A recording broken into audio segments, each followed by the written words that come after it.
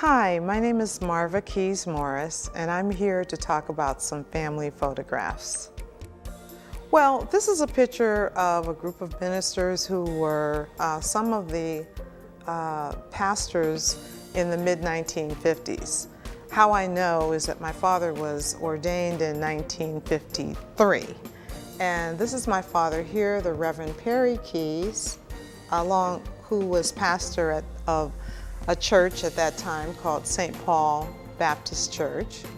The church is still in existence today under another name. And this is Reverend McFarland, who was at that time the pastor of Shiloh Baptist Church. My father was a member of Shiloh.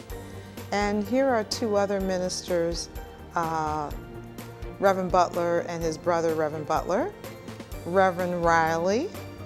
I believe this was the pastor of Second Baptist Church, Reverend Ford, but I don't have confirmation on that one. But this is one of the early pictures of some of the first ministers in Erie, Pennsylvania, Black African American ministers. One day he said he was molding at GE and some hot molten went into his shoe. And during the time when the molten iron went into his shoe, he was in intensive care, and my mother said they coded him several times.